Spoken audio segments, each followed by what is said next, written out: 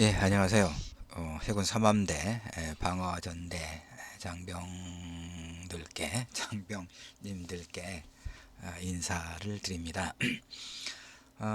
오늘은 우리 병영 독서 코칭 4차, 예, 네 번째 같이 공부하는 시간입니다. 제가 이제 1강, 2강, 3강 이런 게 익숙해서 4강 이렇게 표시하고 있습니다. 이번에는 우리가 멀티팩터, 노력으로 성공했다는 거짓말, 이런 제목의 책을 한번 같이 읽고 두루 이야기 나눠보도록 하죠.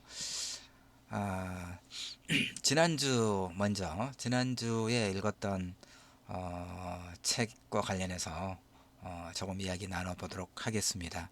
지난번에는 나태주 시집을 읽었지요. 그러고 이제 워낙 그 시집 안에 들어있는 시의 그 종류, 시가 많아서 종류라고 할 수는 없고 시 편이 많아서 각 이제 장병 여러분들께서 몇 편씩만 골라서 어떤 그 시가 내 가슴에 들어왔는지 이런 거 읽어보고 말씀을 나눠 보시는 걸로 그런 시간으로 아주 의미 있게 지냈다는 말씀을 우리 김대석 주임상사님 말씀을 전해 들었습니다. 이제 그 우리 담당관님 주임상사님이 저한테 이제 보낸 내용을 쭉 봤는데 우리 장병 여러분 이름은 제가 이제 지우고요. 프라이버시가 있으니까 그러니까 그 지난주 읽었던 나태주 시집과 관련해서 이제 여러 장병들의 그 짧은 독후감을 이렇게 전해 들었어요. 그러니까 어떤 분은 이별한 애인에게 미안했다는 감정. 아, 정말 마음이 아프죠. 제가 웃고는 있는데 죄송합니다. 본래 그 강 건너 불구경이 재밌어요. 나한테만 일어나지 않으면 미안합니다. 그냥 웃자고 하는 소리입니다. 하여튼 이별한 애인에게 미안했다는 그런 감정, 좀 더 잘해줄 것을 이런 후회한다는 그 마음이 제가 웃고는 있지만 정말 이건 저도 뭐 왜 이런 경험이 없었겠어요. 젊은 시절에 충분히 이렇게 공감하는 거고요. 또 다른 장병분은 사랑하는 사람과 함께라면 이 나태주 시에서 말하고 있는 것처럼 정말 고행도 여행이겠다. 모든 것을 극복할 수 있겠다. 그 자신감이 생긴다. 뭐 이런 그 말씀을 또 하셨다고 그래서 하여튼 이 시집의 시들이 우리 장병 여러분들의 어떤 정서에 그러니까 읽기가 제가 지난번에 말씀드렸다시피 나태주 시인의 시들이 굉장히 읽기가 쉽잖아요. 그 주제가 무엇인지 전혀 머리 아프지 않고 그냥 이런 거구나.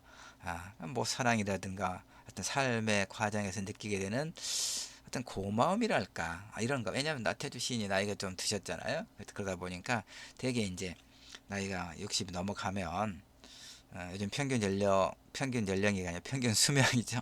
평균 수명이 뭐 여성들은 대개 한 80 정도, 남성들은 75, 6세. 보통 그러지만 실제로 더 이렇게 오래 사시더라고요. 대체로. 근데 어쨌든 이제 나이가 60이 넘어서고 70이 되고 그러면 살 날은 이제 얼마 남지 않았구나 이런 생각이 드니까 아무래도 세상을 사실은 좀 더 그 돌아보는 거죠. 그러니까 지금까지 살아왔던 시절이 앞으로 살아갈 날보다 훨씬 더 많았던 거니까 그래서 이제 한번 되돌아보는 그런 정서가 나태주 시인의 시들이에요 대체로. 근데 우리 장병 여러분들은 앞으로 살아갈 날이 훨씬 더 많잖아요 다행히. 그럼에도 불구하고 나태주 시인의 시들을 읽고 이런 여러 생각들을 할 수 있어서 그 저는 전해드렸지만 고맙습니다. 근데 이제 제가 여기다 또 꼭 이렇게 그 태클을 좀씩 걸어요. 무슨 얘기냐면 그 여러분 서정주의 무등을 보며라고 하는 시가 있거든요. 광주에 무등산이 있잖아요. 이제 물론 화순에서 보면 화순에서도 보이고 담양인에서도 보이고 장성에서도 보이고 그럽니다만은 이렇게 여러 시군에 걸쳐 있는데 하여튼 무등을 보며라고 하는 시가 제가 다 외우지는 못하고 이제 이런 건 외워요. 가난이란 한갓 남루에 지나지 않는다. 남루가 헐벗은 옷을 말하거든요. 그러니까 가난이란 한갓 남루에 지나지 않는다. 그러니까 지아비는 지오미를 보고 지오미는 지아비를 보고, 그러니까 부부간에, 그러니까 서로 이렇게 믿고 의지하면서 그 이제 가난이라고 하는 어떤 고통을 잘 이겨내도록 해라 하는 그런 어떤 정신주의적 그런 시예요. 얼핏 보면 뭐 그러니까 긍정적으로 보면 아무리 어려운 일이라도 부부간에 서로 믿고 의지하면서 어려움을 이겨낼 수 있다. 내야 되지 않겠느냐. 뭐 이런 내용이에요. 그런데 저는 그걸 삐딱하게 봐요. 왜 그러냐면 가난은 한간 남루가 아니에요. 물론 그게 비유적인 표현이긴 하지만 가난은 한간 남루, 헐벗은 옷이 아니란 얘기예요. 가난은 제가 생각할 때 그렇더라고요. 가난은 사랑하는 그 사람과의 관계마저도 깨트려요. 영혼을 파괴해요. 자, 그 조신몽 이야기라고 하는 게 있거든요. 여러분, 조신몽 이렇게 돼 있습니다. 보통 몽이 꿈몽자거든요. 혹시 이제 고등학교 때 우리 장비형 여러분들께서 공부하셨을 법한 게 이제 그 뭐가 있냐면 구운몽이라고 하는 고대 설화가 있잖아요. 구운몽, 구운몽인데 구운몽이 이제 인생 무상을 주제로 하고 있는 뭐 고전 소설인가 그러죠. 근데 그 구운몽의 근원설화가 조신몽이거든요. 이 조신몽, 그러니까 조신몽 이야기는 제가 쓴 거고, 조신몽, 조신의 꿈. 그 조신의 꿈 이야기가 어떻게 되어 있냐면요.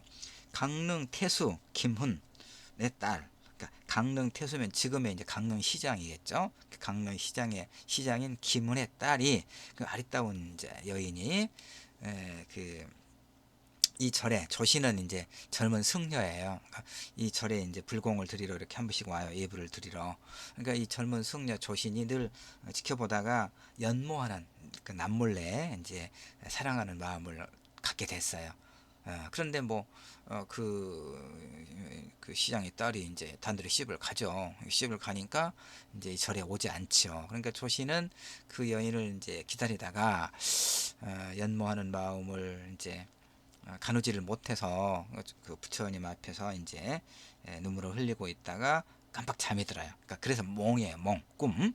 그래서 꿈 속에서 이제 꿈은 프로이드가 말한 바처럼 이제 무의식의 의식을 압도하고 우리는 그 무의식이 뭐냐? 현실에서 이루어지지 못한 것을 우리가 꿈을 꾼다 이거죠. 그러니까 꿈에서 이제 우리의 무의식이 발현된다. 뭐 이렇게 이야기하는데 이 조신의 꿈에 그 이제梦寐에도 잊지 못하던 그 여인이 강릉 태수 김훈의 딸이 그 아리따운 여인이 찾아와요. 꿈에 조신에게. 그래서 스님 저도 사실은 스님을 사랑했습니다 라고 하니까 얼마나 좋겠어요. 그래서 조신이 그 여인과 손을 잡고 조신의 이제 고향에 가서 알콩달콩 잘 살아요. 아이도 셋이나 낳고.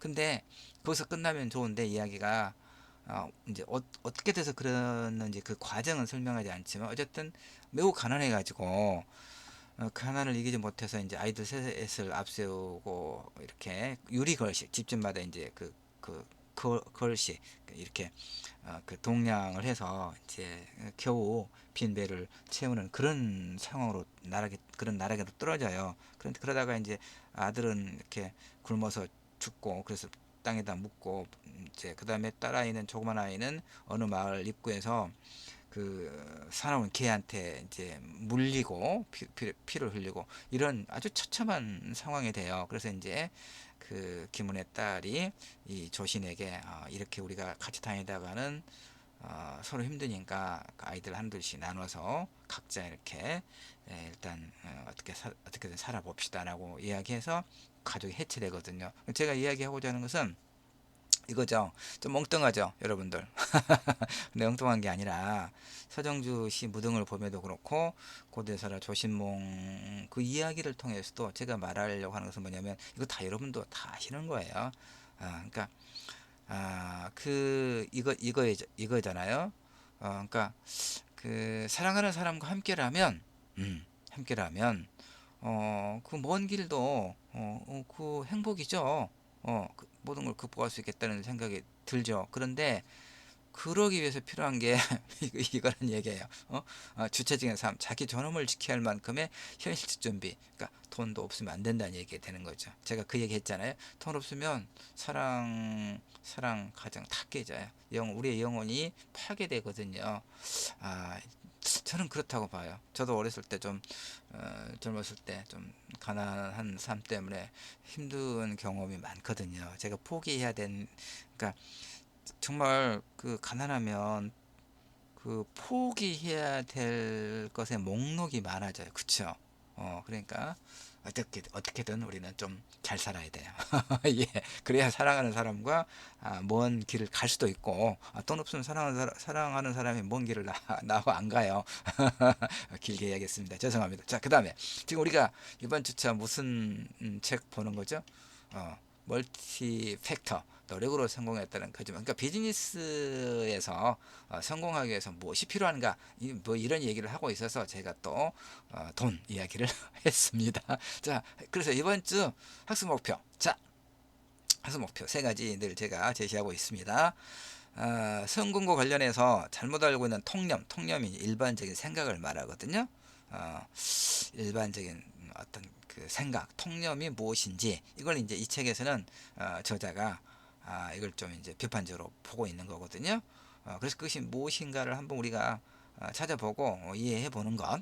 그다음에 성공적인 비즈니스 기업들의 성공 요인. 근데 제가 늘 이야기하지만 그 이 책에도 여러 그 기업 성공한 기업들을 예로 들어서 그런 기업들이 성공했고, 그다음에 여전히 그 동종업계에서 이를테면 경쟁력을 갖고 사업을 펼치고 있는 여러 요인들을 나름대로 설명하고 있거든요. 그러니까 우리도 이 책을 독해하는 거죠. 읽어서 그래, 성공적인 비즈니스 기업들의 성공 요인이 뭐냐, 일반적인 통념이 아니라 뭐 다른 게 있다고 그러는데 그게 뭔가를 찾아보는 거죠. 그러니까 1번과 2번은 이 책의 내용을 좀 독해 간추려서, 그 다음에 이제 아까 기업들의 성공 요인을 여러 기업들 7, 8개 아마 이렇게 예를 들고 있는데, 우리 수업에서는 뭐 한 두세 개 정도만 그 샘플로 시간에 제한이 있기 때문에 그렇게 하려고 합니다. 우리 그 김대석 주임상사님의 어떤 그 지도 안내에 따라서 우리 장병 여러분들이 이제 이 책을 읽고 이야기 나누고 또 제 안내를 듣고 이야기 나누실 때도 그 우리가 시 읽을 때 했던 것처럼 여러분은 나는 이 회사가 좀 흥미가 있다 라고 하면 그런 부분들을 하나씩 발표해도 굉장히 좋죠. 세 번째는 이제 그 주제를 확장하는 거예요. 이 책은 그 비즈니스에서 성공하기 위한 여러 조건들을 이야기하고 있으니까, 그러면 성공이란 도대체 뭔가 좀 이렇게 아주 본질적인 질문을 우리가 해볼 필요가 있잖아요. 이 자본주의 체제 내에서 아까 제가 돈으로부터 시작을 했지만 돈은 매우 중요하죠. 우리가 살아가기 위해서. 근데 돈만이 최고인가? 물론 이것도 배부른 소리예요. 돈이 있고 난 다음에 이제 할 소리거든요. 절대 빈곤에 있는 상태에서 돈만이 최고인가? 이러면 그 욕도 먹죠. 그쵸? 아주 배고 굶주리는, 쌀이 없어 굶주리는 사람에게 그 책은 독서는 마음의 양식이다, 옆에 누가 이런 얘기하고 있으면 얼마나 그 엉뚱하고 화가 나겠어요. 그쵸? 배고픈 사람에게는 쌀을 줘야 되겠죠. 밥을 줘야 되겠죠. 그런 다음에 이제 배가 좀 부르고 난 다음에, 그러니까 그런 것이 해결된 다음에 독서는 마음의 양식이고 이런 이야기 할 수 있는 것이죠. 근데 우리는 이제 그래서 성공이란 무엇인가, 이것도 아주 본질적인 어떤 질문을 가지고 이야기해보자, 이런 얘기입니다. 이게 세 가지 목표를 제가 이렇게 제시해 드렸고요. 그 다음에 이제 도서 이해 및 확장 가볼까요? 그래서 이제 이 책의 저자가 김영준 씨라고 하는 대체로 좀 젊은 분인데, 뭐 이를테면 보니까 경제와 소비, 그러니까 여기는 보니까 건국대학교, 이 김영준 저자는 건국대학교 국제무역학과를 졸업했어요. 그러니까 어떤 경제적인 학부 때, 그 다음에 기업은행에서 근무를 했군요. 그러니까 어떤 이 경제 경영 뭐 이런 쪽에 어떤 전공, 특화된 그런 지식과 경험을 갖고 있어요, 보니까. 그리고 이제 2017년에 골목의 전쟁이라고 하는 책을 내서 엄청나게 그 반향을 불러일으켰던 모양이에요. 그러니까 소비 시장과 2017년에 소비 시장과 자영업의 위험. 우리가 자영업 비중이 너무 많죠, 여러분. 예. 그다음에 엄청나게 실패해요. 그러니까 이를테면 40좀 넘어서 40 중반 정도 돼서 한참 그 자녀들이 이제 고등학교 졸업하고 대학 들어가고 그럴 고등학교 대학 그 40대 중반 50대 초 이 나이 때 이제 이를테면 기업에서 명예퇴직을 한다거나 이런 경우가 굉장히 많잖아요. 그래서 자영업에 뛰어드는데 퇴직금하고 대출금 다 모아서 자영업 뛰어드는데 제일 많은 게 그 프랜차이즈 중에서 뭐라고 했습니까? 그 통닭집. 그렇죠. 제일 많고. 왜냐면 그렇게 어렵지 않다고 생각하기 때문에 그러겠죠. 특별한 조금만 익히면 된다 생각해서 아마 그러는데, 근데 거의 한 8, 90% 이상의 프랜차이즈가 시작해서 뭐 1, 2년 지나서 다 문을 닫는 거죠. 이거 우리가 다 알고 있잖아요. 근데 그래서 이 김영준 씨는, 이 저자는 이렇게 그 골목의 전쟁, 그러니까 자영업의 위험과 실패 이런 것들을 경제 이론을 통해서 분석했던 모양이에요. 골목의 전쟁. 그다음에 이 책이 아주 이제 베스트셀러 많은 관심을 끌었겠죠. 그만큼 자영업에 종사하는 사람이 많고, 그다음에 실패도 아주 많으니까 아마 이제 관심을 많이 끌었던 모양이에요. 근데 그래서 지금도 이제 뭐 다양한 어떤 이런 그 매체에 칼럼을 연재하고, 그다음에 이제 기고하고 그런 모양이에요. 그러니까 그야말로 그 실물 경제, 그런 경험과 지식을 갖고 있는 그런 사람입니다. 그래서 이 멀티팩터 노력으로 성공했다는 거짓말은 부재인데, 노력으로 성공했다는 노력은 필요하죠. 이 사람 노력을, 이 저자가 노력을 부정하는 거 아니에요. 근데 그것만 가지고는 안 된다. 요 얘기를 하고 있는 거죠. 빡세게 노력하더라도 성공으로 향하는 그런 어떤 노력이 필요하다. 이런 얘기를 하고 있어서 상당하게 공감이 갑니다. 저도. 자, 그 다음에, 그래서 이제, 예, 그래서 성공에 대한 이제 좀 이 저자 나름의 분석을 통해서 다양한 성공 담론을 다루고 있다. 성공에 관한 이야기를 다루고 있다. 이런 얘기입니다. 그래서 이 책은 사업가, 자영업자, 직장인, 퇴사 준비생들에게, 그러니까 우리는 이제 우리 장병 여러분들은 제가 좀 이따 이야기합니다만은 이 병영 생활을 마치고 난 다음에는 이제 그 학업에 다시 일단 복학을 하거나, 아니면 이제 또 조금 뭐 어쨌든 취업을 하거나, 또는 이제 어떤 개인 사업에 뛰어들 수도 있겠죠. 어쨌든 우리는 먹고 살아야 되는 문제가 가장 일단 중요하니까, 먹고 사는 문제와 관련해서 일정한 도움이 되겠다 싶은 그런 책입니다. 자, 도서 이해의 확장. 자, 어떤 내용인가 볼까요? 우선 이 이제 저자가 말하기를 성공과 관련해서 우리가 잘못 알고 있는 일반적인 생각들이 있다, 통념들이 있다. 그러면서 이제 두루두루 이야기를 하고 있는데, 뭔가를 찾아보면 이런 것이 있어요. 흔히 알려진 성공 요인은 지나치게 단순화되어 있거나, 혹은 아무런 의미가 없거나, 이 저자가 보기에, 혹은 왜곡되어 있는 경우가 많더라. 심지어는 원인과 결과잖아요. 인과관계가 뒤집어진 분석도 많더라. 그러니까 이런 것을 교훈으로 삼아서 자신의 비즈니스에 적용하면 필경 망하고 만다. 그러니까 일단 기울여서 무슨 얘기지 하고 관심을 갖게 만드는 그런 이제 서술 전략이기도 해요. 하나의 책이. 수많은 성공한 기업가들이 성공을 이야기할 때 자신이 들인 노력을 빠뜨리는 경우는 별로 없지만, 그러니까 다 그 엄청난 노력을 우리가 노력을 강조하잖아요. 그래서 이제 그 풍자 약간 비꼬는 식으로 노력 이렇게 노력이 중요해.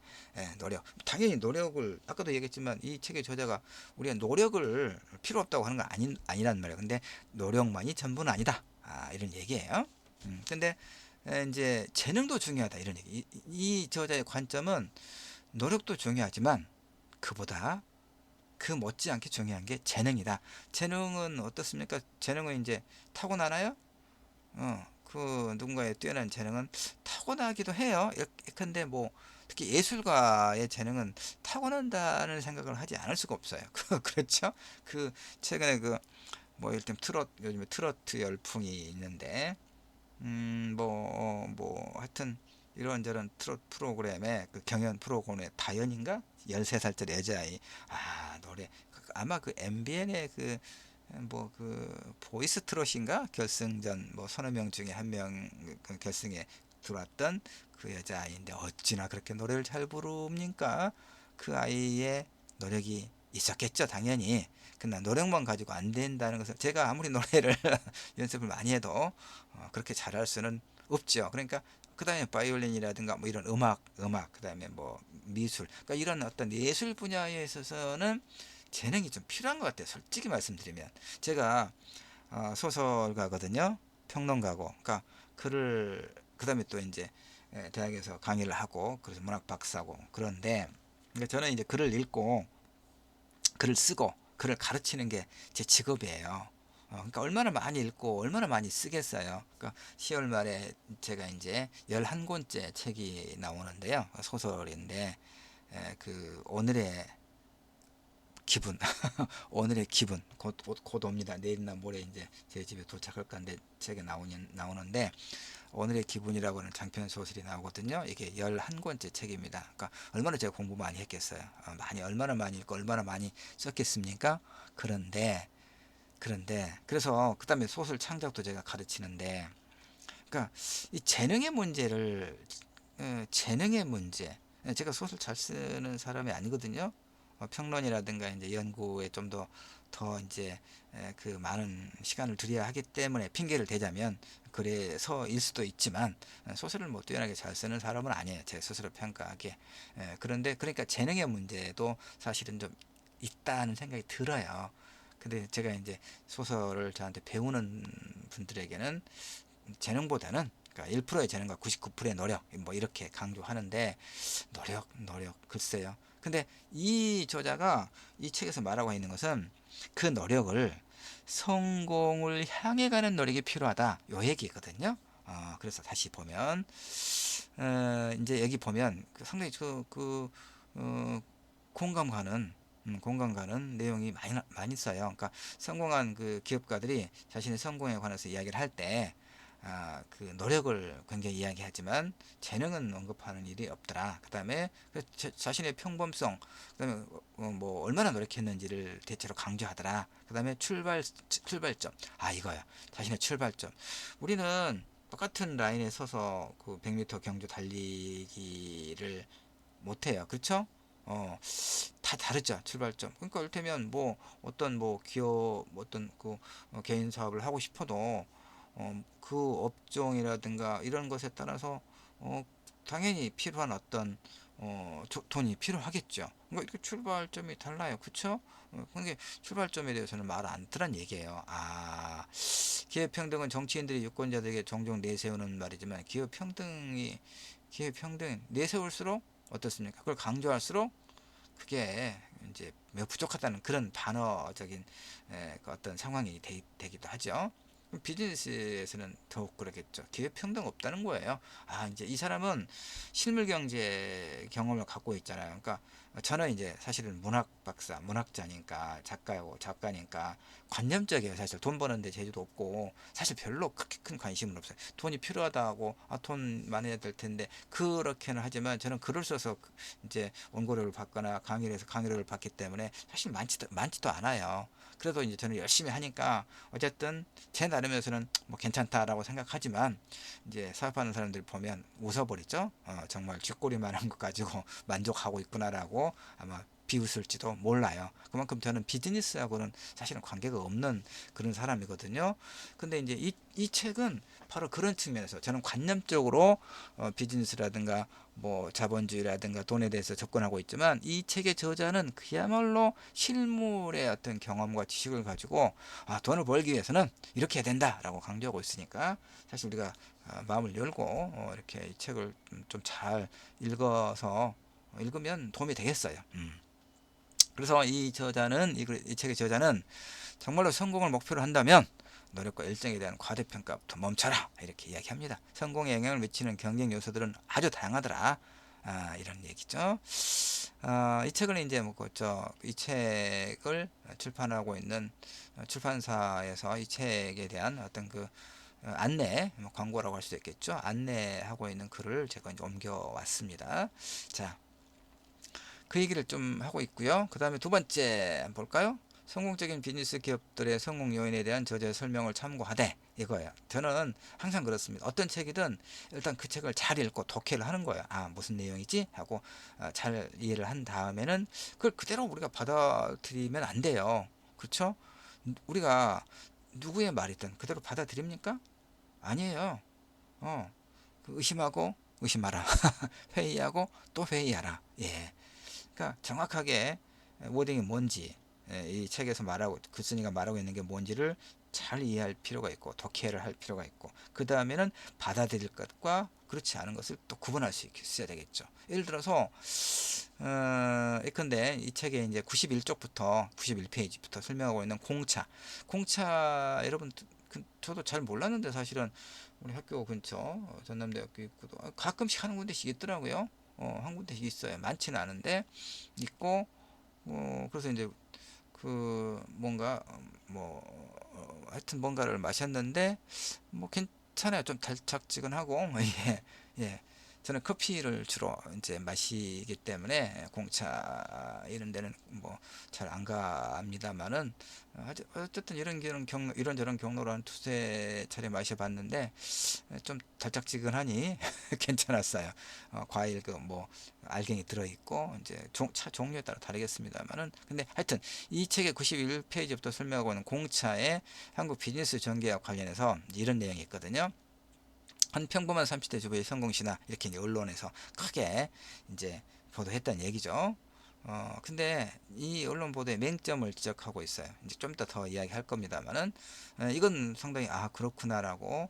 사실 우리는 이 뭐 공차에 이제 한국 이 대만이 본사인데, 이걸 이제 예를 써서 30대 중반의 어떤 주부가 한국에 이제 어떤 독점권을 가져왔다는 게 얘기 아닙니까? 그래서 이제 나중에 그뭐 수백억 원의 또 그 지분을 어디에 팔았다 뭐 이런 것이 책에 나와 있고, 그런데 그러니까 이제 그것을 언론이 이렇게 보도했다는 얘기야. 한 평범한 30대 주부의 성공시다.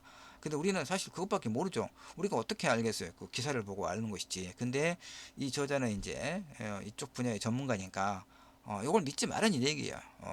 그래서 이제 계속 설명하고 있는 걸 보니까 이 사업의 한국 유치와 성공에는 성공한 금융가인 그녀 남편의 숨은 조력과, 그러니까 외국인 남편하고 결혼했더라고요. 좀 젊었을 때, 스물 몇 살 때인가, 26살 때인가, 어쨌든 그런 개인사는 제가 이제 뭐 이야기할 부분은 전혀 의미가 없는 것이고, 여기서 말하고 있는 것은 이 그 언론에서 보도하고 있는 것처럼 한 평범한 30대 주부의 성공 시다가 결코 아니다 이 얘기예요. 성공한 금융가인 그녀 남편의 숨은 조언과 조력 있었다는 이런 내용이, 근데 이제 우리에게 사실 어떤 도움이 될 수 있는가, 하나의 사실은 비하인드죠. 비하인드, 우리가 알지 못하는 어떤 숨겨진 이면의 이야기가 흥미는 있지만, 이것이 우리에게 그러면 이를테면 나에게 내가 기업에 취업하려고 하고 나중에는 어떤 개인 사업을 하려고 이렇게 보고 있는 나에게 도대체 어떤 실질적인 도움이 될 수 있지, 이걸 따져볼 수 있겠죠. 그 다음에 또 하나, 성공을 가로막는 잘못된 조언들도 이제 구분하라라고 이야기하거든요. 아까도 얘기했지만 그 노력하면 성공한다, 이것이 반드시 참인가? 그러니까 저도 그러거든요. 노력하면 성공한가? 노력해도 안 되는 사람 많죠. 왜냐면 성공은 이를테면 뭐 다시 트로트 이야기해서 좀 그렇긴 합니다만은, 워낙 그 무슨 트로트 경연 그게 많아서 그렇습니다. 이를테면 뭐 상 받는 사람은 한두 명이죠, 한 명이죠, 이를테면. 예, 스포츠도 그렇잖아요. 스포츠도. 그러니까 노력한다고 해서 성공하는 건 아니죠. 이 말이, 우리는 이제 노력하면 성공한다, 노력을 강조를 해요 일반적으로. 근데 그래서 사업가들도 이제 이렇게 그 절박해야 성공한다면서 노력을 강조하더라, 이런 얘기입니다. 그런데 성공한 사람들의 공통점은 이제 이 책의 저자가 말하는 거 그거예요. 어, 노력했는데도 실패하는 사람들이 있더라. 그러니까 아까 제가 이야기했던 그 명예퇴직하고 돈을 다 끌어모아서, 요즘에 영끌이라고 하죠. 영혼까지 끌어모은 거, 영끌을 해서 뭐 어떤 뭐 이제 통닭집이라 하나 열었다거나, 그랬는데 한 80에서 90%가 1년 지나면 실패 문 닫는다고 그랬잖아요. 그 노력 그 사람들이 안 했겠어요? 자기 재산 다 바쳐서 했는데 노력해도 실패하더라. 그러니까 노력한다고 된 게 아니다는 얘기죠. 근데 여러 번 강조하지만 노력을 노력이 필요하지 않다는 얘기가 아니라 성공할 수 있는 노력을 해라. 이제 요 얘기인데 이제 그게 뭔가를 우리가 읽으면서 찾아보는 것이 사실은 우리의 그 크나큰 숙제죠, 숙제. 그다음에 이제 성공을 위해 리스크를 감수하라. 이것도 사실은 어떤 위험 부담을 이야기하는 거 아닙니까? 리스크를 감수하라 이렇게 다 이야기해요. 근데 이것은 이게 이 책의 이 글쓴이가 정말 그 실용적이다. 현실적인 어떤 감각을 갖췄다고 내가 평가하는 것은 이거예요. 이런 조언은 아무에게나 통용될 수 있는 것이 아니다는 얘기예요. 매우 경쟁력 있는 사업가에게나 유용한 조언이다 이런 얘기. 저는 이거 이 사람이 참 정직한 사람이다 이런 생각을 들었어요. 성공에서 리스크 감수는 매우 중요한 부분이잖아요. 뭔가 투자할 때, 투자할 때 우리가 기회 비용이라고 하거든요. A를 선택. 그러니까 우리가 양손에 떡이라고 그런 그 우리 옛 말들이 있잖아요. 양손에 떡. 그러니까 왼손이나 오른손이나 둘 다 먹을 수 없다는 얘기죠. 그러니까 하나를 버려야 되고, 어느 하나는 선택해야 되고, 어느 하나는 버려야 되는 거. 이걸 기회비용이라고 하죠. 그러니까 내가 선택한 것이 내가 버린 쪽보다 훨씬 더 많은 어떤 유용성, 이런 게 있어야 기회비용이 최소화되는 것이죠. 근데 이제 그렇지 않으면, 크면, 그게 리스크가 크다는 얘기죠. 그러니까, 이를테면, 리스크의 감수라고 하는 것은 어떤 그 비즈니스 그 특정한 어떤 비즈니스 쪽에서 경쟁력 있는 다양한 어떤 경쟁력을 갖고 있는 사업가이나 유용한 조언이다. 그러니까 우리는 일반적으로 일반적이란 말은 그냥 우리는 어쨌든 리스크는 적으면 적을수록 좋다 이런 말 아니겠어요? 정말 그런 것 같아요. 자, 그 다음에 재능도 한계가 있는 것이고, 그런 얘기를 하고 있습니다. 이것도 이제 뭐 책의 내용이기도 하고 책을 그 소개하는 글들을 가져오기도 하고 제가 보충을 했습니다만은 이 책 읽어보면 이런 내용 다 나오는 거니까요. 자, 그 다음에 또 볼까요? 그래서 이 책은 결국 비즈니스 세계에서 성공한 업체들의 성공 요인이 우리가 잘못 알고 있는 것과는 다른 데 있다. 이걸 강조하고 있고 그 요인들이 무엇인가를 설명하고 있는 책이잖아요. 근데 이제 비판적으로 조금 보자면 현실적인 삶의 전개에 있어서 우리 삶을 이제 살아가는 데 있어서 일정하게 유용하다고 제가 유용한 부분들을 많이 했잖아요. 그러나 이제 동시에 우리에게 그럼 과연 성공이란 혹은 성공적인 삶이란 무엇인가? 에 대해서 생각해 보게 하는 그런 측면도 있어요. 비판적 독해라고 볼 수 있겠죠. 더구나 성공적인 삶에 있어서 우리는 성공적인 삶을 그러니까 이것부터 우리가 이야기할 필요가 있는 거예요. 도대체 성공적인 삶이란 어떤 삶이냐? 성공이란 또 뭘 말하느냐? 성공을 어떻게 우리가 개념 정의할 수 있겠습니까? 어느 분야에서 그만큼 성취를 이런 경우 이걸 성공이라고 할 수 있겠죠. 어. 또는 이제 근데 또 다양해요. 예컨대 다이어트가 필요한 그런 이제 사람이 혹독한 어떤 그 다이어트를 하고 나서 한 6개월쯤에는 친구들 앞에 쫙 나타났을 때, 이야, 너 다이어트 성공했구나. 부럽다. 나는 여러 번 시도했지만 안 됐는데 부럽다. 이것도 성공일 수 있겠죠. 그러니까 어떤 목표를 했던 어떤 것에서 성취를 이루면 일단 성공이라고 할 수 있죠. 이게 이제 성공의 그 어떤 개념정이라고 할 수 있지 않겠어요? 근데 이제 그런 성공, 그 다음에 또 이제 그건 하나 이제 다이어트라고 하나 특정한 부분을 이야기했던 것이고, 그 성공적인 삶이라고 하면 이제 이게 또 복잡해지죠. 우리 삶은 단순하지가 않기 때문에 그러잖아요. 먹어야 되는 음식, 입어야 될 옷, 만나는 사람들, 해야 될 일들이 한둘이 아니잖아요. 엄청 많잖아요. 그러니까 삶 그러면 아주 복잡해져. 단순하게 이야기할 게 아니죠. 다이어트처럼 단순하게 단칼에 성공했네 아니네 말할 수 없죠. 그러면 어떤 삶이 성공적인 삶인가요? 이제 성공 우리가 이제 개념 정의를 했으니까 그럼 성공적인 삶은 뭐예요? 보통 이제 우리가 추상적으로 이야기하기를 건강하고, 그렇죠? 건강하고 그 다음에 우리는 건강하고 행복한 삶을 추구하는 거죠. 그래서 건강하고, 그러니까 이제 나이 먹도록 큰 병 없고 뭐 어떤 사고 없고 그래서 건강하게 늙어가고 있고, 그러면 이제 건강의 측면에 성공한 거죠. 그 다음에 어떤 그 먹고 사는 문제에 대해서 뭐 이제 지나치게 어려움을 겪지 않고, 우리가 이제 정도의 차이는 있어요. 아무리 돈이 많이 있어도 아니면 어쨌든 제가 아무리 돈 많이 있는 사람들의 세계는 잘은 모르지만 그냥 사람이니까 돈이 많이 있건 조금 있건 또는 적당히 있건 나름의 살아가면서 왜 그 어려움이 없겠어요? 전혀 어려움이 없다는 것은 그건 있을 수 없죠. 사람인데. 그래서 제가 물 한 잔만 할게요. 이제 그 사람마다 이제 어떤 차이는 있겠다, 이런 얘기고, 그래도 불구하고 성공적인 삶이라 할 때 하여튼 건강하고, 그 다음에 이제 어떤 그 먹고 사는 문제, 돈의 문제에서도 크게 어려움을 겪지 않고, 그 다음에 이제 좋아하는 사람들, 사랑하는 사람들과 이제 뭐 부부든 또 뭐 자녀든 어쨌든 또 친구든, 그러니까 어떤 그 좋은 관계, 타인들과, 나 아니면 다 타인이니까 부부도 일단 엄밀하게 보면 타인이죠. 부부를, 연인을 내 소유라고 생각하는 것도 굉장히 큰 문제를 일으켜요. 이를테면 내 소유라고 보니까 그 부부 간에 또 연인 간에 이런 폭력이 그렇게 많이 일어나잖아요. 그 다음에 자녀도 내 소유라고 생각하기 때문에 어려운 일이 있을 때 자녀들과 같이 목숨을 끊는 그런 불행한 일도 사실 심심치 않게 있잖아요. 그 모든 것이 다 이제 내가 가장이면 다 가족을 다 내가 책임져야 한다는 이제 그런 생각을 갖고 있기 때문에 그래요. 물론 이건 말처럼 쉬운 일은 아니긴 합니다만, 하여튼 기본적으로 제가 말씀드리고자 하는 이야기 자체는 그거예요.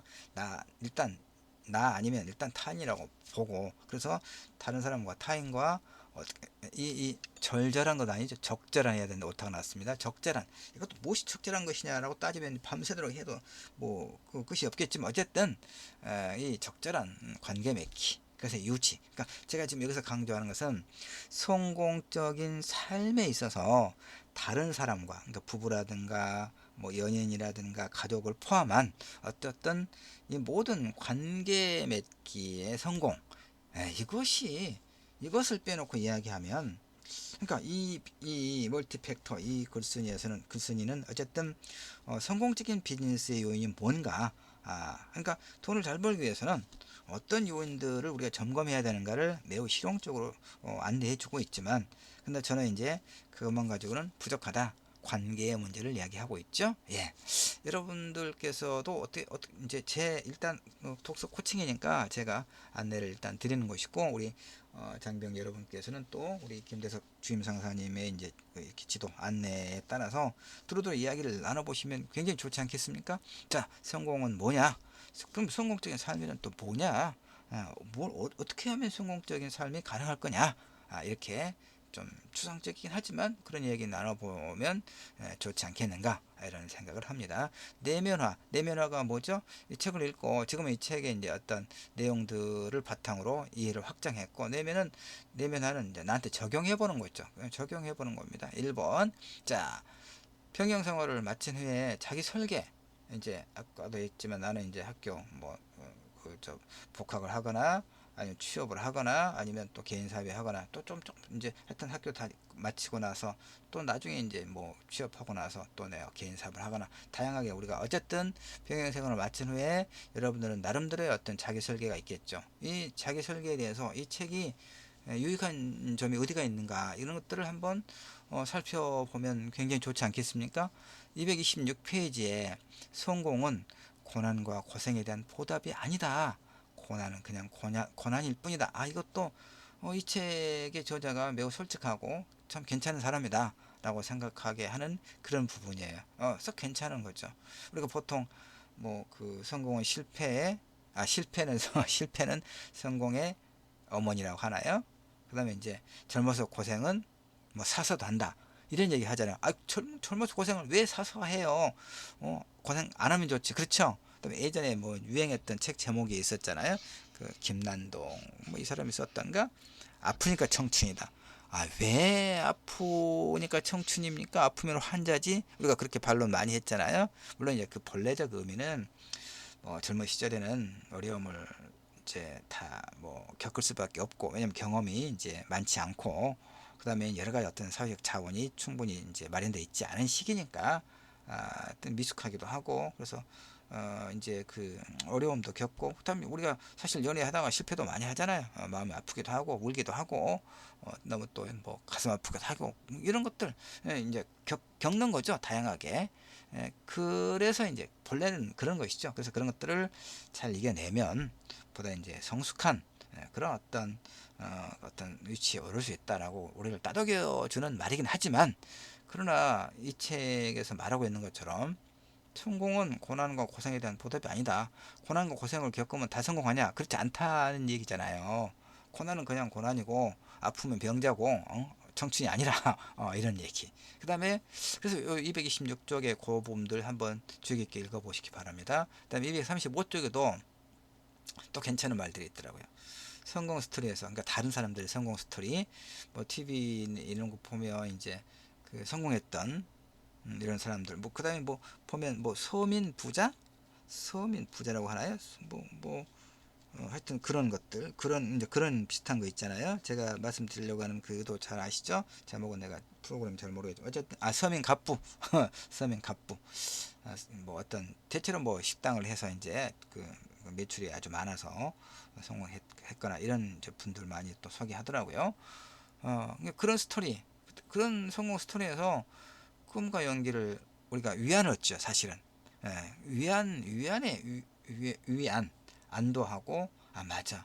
나도 지금 저 사람이 겪었던 것과 같은 어려움을 내가 겪고 있지만, 나도 저 사람처럼 성공할 수 있어. 라고, 우리가 보통 그렇게 하잖아요. 사실 그게 중요하긴 해요. 중요합니다. 그러나 이제 이 책에서 말하고 있는 것은 성공 스토리, 그런 다른 사람의 성공 스토리에서 꿈과 연기를 얻지 말자는 얘기예요. 왜냐하면 그 사람은 그 사람의 어떤 조건이 있어서 성공했을 뿐이고, 너는 네 조건이 뭔지를 봐라 이거 아니에요. 예, 그 자신을 객관적으로 점검하고 자신이 잘할 수 있는 일에, 그렇죠. 이거 정말 저도 그렇게 생각해요. 그렇게 생각합니다. 이제 저도 뭐 어렸을 때, 젊었을 때 그 뭐 아주 여유롭게 살고 있는 그런 살았던 그런 사람이 아니기 때문에, 이제 저는 어떤 일에 좀 어떤 것에 감명을 좀 많이 하냐면요. 예전에 그 어떤 이제 뭐 텔레비전인가 라디오인가 그 이야기를 들었어요. 그 이제 권투 선수인데, 이 권투 선수인데, 권투 선수니까 이제 프로복싱 권투 시합에 나가서 잘하고 싶겠잖아요. 아주 그 성공한 선수로 살아가고 싶을 것이고, 근데 그게 마음대로 안 되잖아요. 되는 사람도 있지만 또 안 되는 경우도 많으니까. 근데 그 사람도 이제 그랬던 모양이에요. 그래서 결국에 이제 그 운동을 포기하고 어디 이제 충청도 자기 고향 어디로 내려가서 자기 부인하고 애들이 있는데, 애들은 어렸겠죠. 근데 이제 그 자기 고향으로 내려가서 그 이제 중화요리집, 짜장면, 우리가 짜장면 집이라고 이야기하잖아요. 작은 중화요리집을 이제 이렇게 운영하고 있었던 모양의 부인하고. 그러다가 이 사람이 이제 그러면서도 그 복싱 링 위에 올라가서 그 복싱 하고 싶다는, 그 권투 선수로서 성공하고 싶다는 욕망을 버리지 못하는 거예요.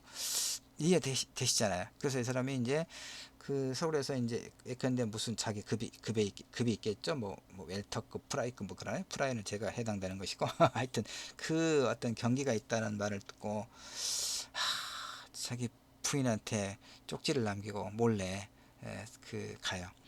아, 미안하다. 한 달만 나한테 시간 여유를 다오. 마지막으로 내가 이 시합에만 한번 나가보고 안 되면 다시 포기하겠다. 영영 포기하겠다. 이렇게 쪽지를 남기고 이제 그 시합일에 맞춰서 이제 그 전에 다니던 체육관에 가서 훈련을 해가지고 이제 경기에 출전을 합니다. 근데 이제 안 됐어요. 저 그 이야기 듣고 좀 눈물이 나오더라고요. 응원하고 싶잖아요, 그런 사람. 근데 또 마음대로 안 되는 거죠, 이렇게. 그래서 어쨌든 그런 것들, 그러니까 그 성공과 고난은 고생에 대한 보답이 아니고 다른 사람의 성공 스토리에서 굳이 꿈과 연기를 얻으려고, 그러니까 그 어떤 정신 승리하지 말자는 얘기죠. 자신을 객관적으로 점검하고 내가 잘할 수 있는 것이 뭐냐. 저 같은 경우는 이제 하여튼 다른 재주는 없는데, 일단 글 읽고 글 쓰고 글 가르치는 것이 그래도 좀 됐어요. 그래서 이제 그렇게 먹고 사는 거죠. 그러니까 각자 이런 것이 이런 것들이 이 책에서 아주 정말 내가 받아들일 정말 괜찮은, 이건 누구나 할 수 있는 말이지 않나요? 사실은 네, 그렇게 뭐 새로운 건 아니에요. 그래도 불구하고 새삼스럽게 맞아 맞아 이런 공감을 불러일으키는 그런 내용이었어요. 자, 두 번째 토크 활동, 이제 같은 비슷한 이야기입니다.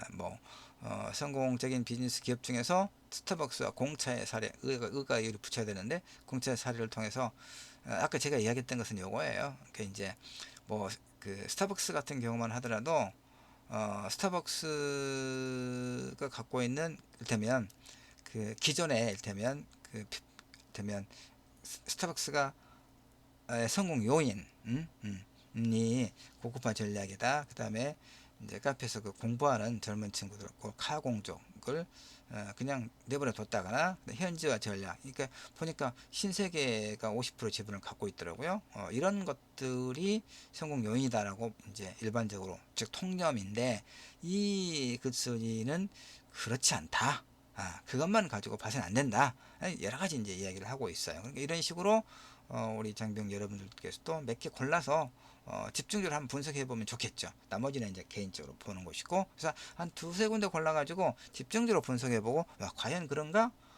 이렇게 한번 따져보면 굉장히 우리가 이 책을 잘 읽고 우리의 어떤 내면화, 성공적으로 적용해 볼 수 있는 그런 우리 공부 방법이 되겠죠. 자, 그럼 여러분들이 해보세요. 세 번째는 이제 아까 얘기했던 거, 성공적인 사람이란 어떤 삶이냐, 도대체 무엇을 필요로 하는 것인가, 이거 당연히 이야기해 봐야 돼요. 근데 이제 제가 말씀드리고 싶은 것은, 여기다 공감과 자기애라고는 이제 제가 또 입문 강좌하는 별도 자료가 있는데, 이거는 그냥 뭐 이제 이야기만 간략하게 하겠습니다. 시간이 거의 다 됐기 때문에.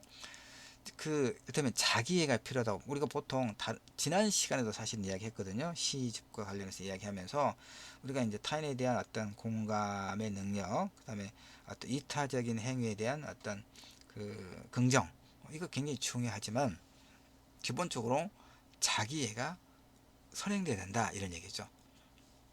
근데 그것이 과잉이면 자기 중심주의가 돼요. 자기 중심주의자가 된단 말이에요. 그러니까 어떤 자기에 대한 어떤 균형 잡힌, 지나치게 과도하지 않고, 그러면서도 자기를 존중하는 마음은 갖고 있어야 되는 거죠. 이 균형이 굉장히 중요합니다. 이걸 바탕으로 타인에 대한 공감과 좋은 관계를, 그래서 성공적인 삶을 우리가 만들어갈 수 있다, 저는 이렇게 보는 거거든요. 근데 타인에 대한 공감도 제가 조건을 붙였죠. 분별력 있는 공감. 그러니까 우리가 이런 게 있어요. 누군가가 나한테 어떤 부탁을 하면 그걸 거절하지 못하는 분들이 여러분 중에도 있죠. 거절을 못해. 그러니까 그런 사람들의 특징이 뭐냐면, 특징이랄까 전략이랄까 나쁜 전략이겠죠. 이렇게 원래 경영학에도 그런 게 있더라고요. 제가 책을 읽어보면 처음에 부탁할 때 큰 부탁을 하면 누구나 안 들어주는 거죠. 왜? 저 어디 김상병, 김상병, 나한테 이번에 급하게 필요한데 한 5천만 원만 좀 이렇게 대출을 좀 받아서라도 좀 해주면 안 되겠나? 그러면 그 부탁 들어주기 어렵겠죠. 근데 급한 일이 급하게 좀 써야 되겠는데 10만 원만 좀 빌려줄 수 있겠는가? 금방 내가 며칠 있다가 바로 은행에 가서 해줄게. 이렇게 하면 그 정도 왜 못 해주겠어요? 이를테면 그런 거, 예를 들면 제가 좀 서투르게 예를 들고 있어요. 그런데 하여튼 작은 거, 들어줄 수 있을 만한 부탁을 먼저 한다는 얘기죠. 그 다음에 좀씩 이렇게, 그리고 또 고맙다고 뭔가 이렇게 뭐 선물을 준다거나 보답을 하고, 그래서 그 사람을 믿게 만들고 안심하게 만들어 가지고 나중에, 그러니까 사기꾼들의 전형적인 수법이 바로 그런 것이거든요. 그러니까 다른 사람에 대한 관계 공감을 하더라도 분별력 있게, 이게 저는 이제 강조하는 거죠. 그 두 가지죠. 자기애도 중요한데 과잉 과잉 흘러넘치는 게 아니라 균형 잡힌 자기애가 필요하다.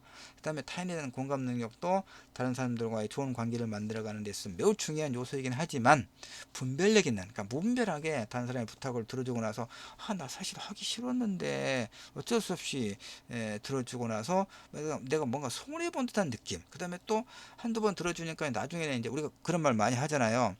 그 의무가 권리인 줄 아는 거. 그렇죠? 이런 사람들, 좀 뻔뻔한 사람들 있잖아요. 근데 그런 함정에서 벗어나지 못하면 내가 너무 괴로운 거죠. 그렇죠? 부탁을 그러다가 정말 망하는 거예요. 그러니까 분별력 있는 공감, 다른 사람과 관계를 잘 만들어 나가는 것은 매우 중요하지만 모든 사람하고 좋은 관계를 만들어 갈 수가 없어요. 그러니까 그것도 잘 이렇게 분별해서 할 게 필요하죠. 자, 그 얘기를 드렸습니다. 그 다음에 이제 독후 활동 이렇게 세 가지 제가 안내를 해드렸으니까 그 내면화 또 이렇게 장병 여러분들끼리 얘기 나눠 보시기를 바랍니다. 다음 차시 안내하겠습니다. 벌써 이제 우리가 10월 달에 10월 12일, 19일, 26일 이렇게 세 차례를 했고 그 다음에 이제 오늘 지금 네 번째를 하고 있는 거죠. 11월 2일 이렇게 됐고 그 다음에 이제 9일, 16일 이렇게 두 번 남았습니다. 다음번에는 아버지 정약용의 인생 강의 이런 제목의 책을 볼 겁니다. 정약용은 실학파 중에서도 이제 중농주의자였습니다. 중농, 농업의 중요성을 강조했던 중농주의자 실학파죠. 실학자죠. 정조임금의 총애를 받았던 그런 학자입니다. 자, 그런데 그 정조임금이 갑작스럽게 죽었잖아요. 뭐 한간에서는 독살설도 있고 분명하지 않으니까 아니다라고 말하는 사람도 있고, 근데 갑작스럽게 죽었어요. 죽은 다음에 이제 전남 강진으로 유배를 갔죠. 이제 그 천주교도였다는 이제 죄명을 뒤집어 쓰고 정조의 반대파들에 의해서 자기 형은 죽임을 당해요. 죽임을 당하고 이제 정약용은 전남 강진으로 유배를 가서 18년 동안 귀향하지 못하거든요. 그러니까 제가 이제 이 정약용에 대해서 또 잘 알아요. 공부를 좀 해서. 그러니까 멸족의, 그러니까 그가 유배지에서 보낸 편지를 읽어보면요. 유배지에서 보낸 편지를 보면 이 책이 거의 비슷한데요. 유배지에서 보낸 편지를 보면은 자녀들한테 편지를 보내거든요. 유배지에서. 그런데 그 편지 행간마다 멸족의 공포가 이렇게 곳곳에 묻어 있어요. 멸족. 그러니까 조선시대에는 그렇잖아요. 유배를 갔잖아요. 유배를 가면 까딱하면 그 다음에는 뭐가 옵니까? 사약이 내려와요. 그리고 이 본인이 사약을 받으면 멸문지화를 당하는 거죠. 역적으로 몰리니까 사약이 내려온 거잖아요. 그러면 자신의 가족들 3대가 다 멸족되는 게 조선시대였잖아요. 그러니까 이 멸족의 공포가 정약용은 있는 거예요. 실제 자기 형도 죽었으니까 정조임금의 죽음 이후에 그다음에 자기 또 형 하나가 흑산동가로 또 유배를 가고, 이 사람은 이 강진으로 유배를 가거든요. 무려 18년 동안 유배가 풀리지 않아요. 그러니까 이렇게 자기 자식들한테 편지를 보내면서 당부를 하죠. 검소하게 살 것. 이 유배지에서 보낸 편지를 보면 뭘 먹, 그러니까 텃밭을 가꾸고 텃밭에서 나는 것을 갖고 이제 식사를 하고, 그러니까 뭐 고기를 먹거나 이렇게 되면 눈으로 먹지 말고 입으로 먹으라고 이렇게 이야기하거든요. 그 눈으로 구운 옷, 구운 음식 그 찾지 말고, 그러니까 이런 호의호식을 바라지 말고 사치하지 말고 낭비를 하지 말고 이렇게 아주 꼼꼼하게 자식들한테 당부를 하거든요. 이것이 결국은 멸족의 공포 때문에, 그러니까 어떻게 살아야 할 것인지, 무엇을 가지고 어떻게 공부를 해야 할 것인지 다 당부를 하거든요. 자식 사랑이죠. 근데 이것이 결국 오늘의 우리에게 인간됨의 도리를 배울 수 있는 매우 귀중한 자료가 되고 있거든요. 정약용의 이 글들이. 자, 이런 것을 다음 시간에 또 공부를 할 겁니다. 그러면 정약용 이제 제가 간략하게 소개를 드리기 위해서 여기다 이제 제시를 해 놨습니다만, 어차피 다음번에 우리가 정약용에 관해서 다룰 거니까요. 자, 마무리하겠습니다.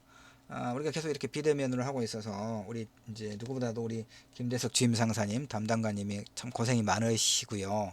고생이 많으시고요. 그다음에 저도 이제 우리 장병 여러분들 뵙고 이야기 나누면 훨씬 더 재밌고 이렇게 소통을 직접적으로 할 수 있으니까 더 당연히 좋겠죠. 근데 이 코로나 바이러스가 여전히 그 확산세가 멈추지 않고 있어서 불가피하게 비대면으로 이렇게 하고 있습니다. 그렇더라도 제 안내는 작은 부분이니까요. 이런 장병 여러분들께서 스스로 책을 읽고 책을 읽어야 돼. 의식적으로 시간을 내야 돼요.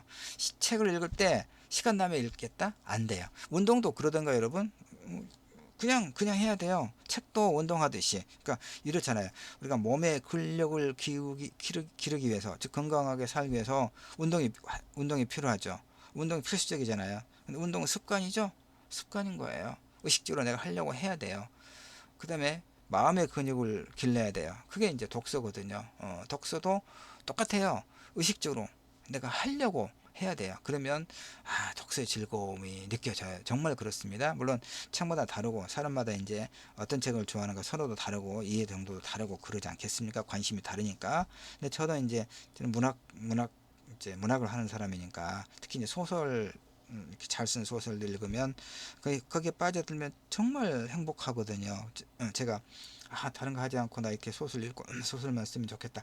철없이 이런 생각을 할 만큼 그 아유, 죄송합니다. 물 한 모금만 할게요. 그러니까 제 말씀의 요지는 독서의 즐거움을 스스로 느껴보시라 이런 얘기입니다. 그 다음에 제가 안내해 준 것도 그렇지만 늘 책을 읽고 그러니까 책을 읽으면 매우 좋은데 독서의 폐단이 있어요. 제가 말씀드렸는지 모르겠는데 혼자서 책만 읽으면 어떤 그 폐단이 있을 수 있냐면 이를테면 그 자기 해석의 한계에 갇혀요. 고집이 세지는 거예요. 제가 이런 얘기 한 것 같으네요.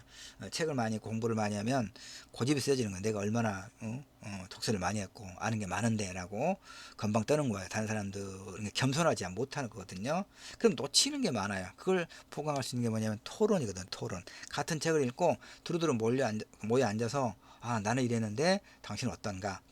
그 토론을 통해서 내가 미처 발견하지 못했던 놓쳤던 것을 이렇게 찾을 수가 있습니다. 그래서 책을 읽는 즐거움을 느끼고 동료들과 토론을 해보고 그래서 어떤 자기 자신의 자산으로 삼으시면 우리 비대면으로 하고 있는 이 6차례의 병행 독서 코칭이 정말 의미 있고 가치가 있지 않겠는가 이런 생각을 합니다. 계속 지난번에도 당부했습니다만 환절기입니다. 건강에 유의하시기를 제가 당부를 드리고요. 이제 피곤하니까 제가 음악 선물하겠습니다. 제가 부를 수는 없고 아이유가 부르는 반편지 듣고 수업 마치도록 하겠습니다.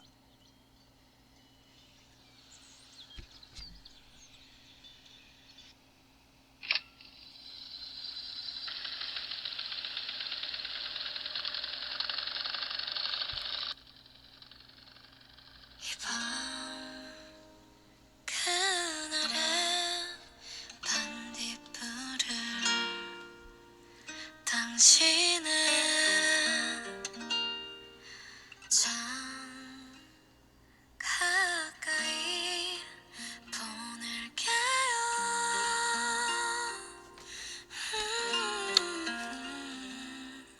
사랑한다는 말